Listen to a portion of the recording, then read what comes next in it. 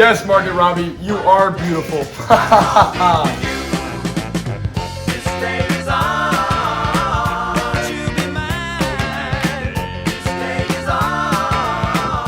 Hello guys, welcome back to the Rylan McFadden show. And no, it won't just be me today. Yes, we got a great guest for you. One of the guys, one of the best film studies in the world. He just wrote an incredible essay, evaluation essay on the movie Whiplash. Let's give a good welcome to Cody King.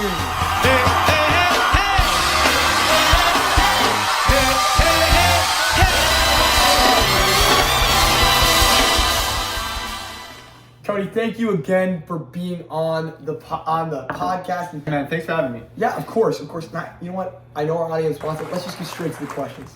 So Whiplash, it's often praised for its intensity. Anyone who's seen Whiplash knows it's an emotionally intense movie. How can you see for your study through the editing and filming choices and the style choices that makes it such an emotionally intense experience? When you first watch Whiplash, you probably noticed the whole movie has like a yellow tint to it. And just that little tint throughout the whole movie, it makes like the whole movie, it feels like you're claustrophobic and like hot and sweaty and tense the entire time. Like you feel stressed out with Andrew Neiman, the main character. You can do little details after little details make this movie what it is. 100%. And Damien Chazelle, when we had him on the show, he was such a master class at what he did. Going off that, some of the things he said.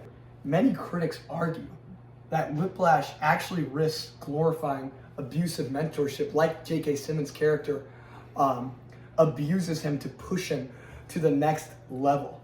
Do you see the film as endorsing Fletcher's methods or deliberately presenting them as ethically ambiguous? Absolutely not. It's showing that it's ethically wrong. The end of the movie shows the two characters, as I was talking about, smiling to each other. That seems like a happy ending, but that ending is actually the bad ending of the movie. Andrew Neiman he'll be one of the greats now, but once you become the great, what did it cost? He lost his family, he lost his friendships.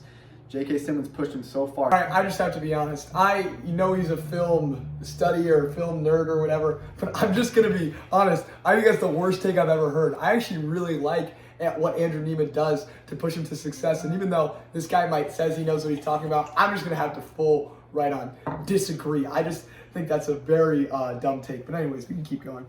The final drum solo is often described as exhilarating yet unsettling.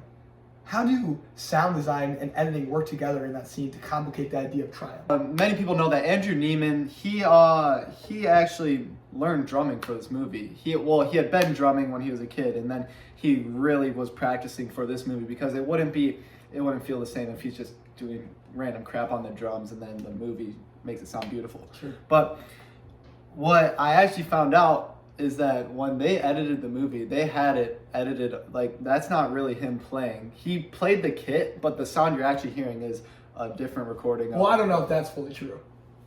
It is. We saw someone playing the drums, right? Yeah, man, it's true.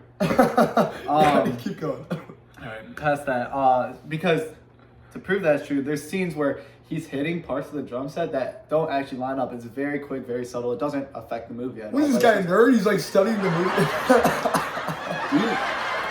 Do you want me on the show? Just keep going. No, I answered my question. You're not our best guest, so we're just trying to we're trying to have some fun here, not just talk about being a nerd the whole time. But yeah. How many PhDs do you have? No, I trust me, I'm pretty sure I'm a lot smarter than you are. Next question. Well, from an ethical standpoint, does this film challenge the cultural belief that suffering is necessary for greatness, or does it leave that question unresolved on purpose?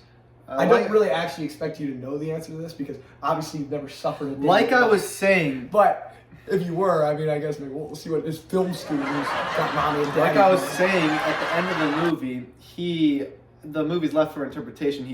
They both smile at each other. First exchanges happy emotion for the first time, and then he does the conductor thing, and then da da da da da da, and that's how the movie ends. There's nothing else after the movie, like how Andrew feels, how J.K. Simmons feels.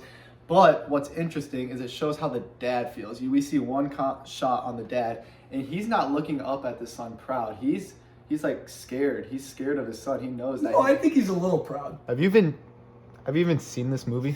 Actually, yes, of course I have. I've watched it a lot of times, and I've interviewed lots of actors. Obviously, this guy has no experience in the world. And any of this PhD talk this guy is talking about, he obviously didn't show up to any of his classes because this is maybe the worst analysis ever. Actually, I think the audience is actually laughing at him because this is just the worst analysis we've ever seen. He's just a bumbling guy. I don't know what our casting producer got to get this guy on, but we need definitely a much better guest. I could have gave you guys a way better interview than this guy. All right, shut up. Film. Shut up. What? What are you gonna do to me? You gonna hurt me? You're the filmmaker. Oh! Bro! Get off me! Hey, you think you can mess with me on my show? Cut commercial break! I'm stuck on Band-Aid brand 'cause Band-Aid stuck on me. Band-Aid brand waterproof top strips designed with a 4-sided seal. They're 100% waterproof, shielding out water, dirt, and germs. 'Cause Band-Aid helps heal me. Hi, welcome back, Cody. It's good to have you back for this break. In your opinion, what makes Whiplash stand out among modern films that explore ambition and artistic excellence? Yeah, Whiplash was groundbreaking. It was a really good movie. It's not by itself. The plot is it's just a drummer, but the artists of the movie make it feel way more important, like Avengers Endgame level important of a plot. I'll have to completely agree. It's one of my favorite movies of all time. And I just want to thank you again for being on the podcast. You were an incredible guest. Have a great day. All right. This is the Rylan McFadden podcast. Monday, happy day. Tuesday, Wednesday.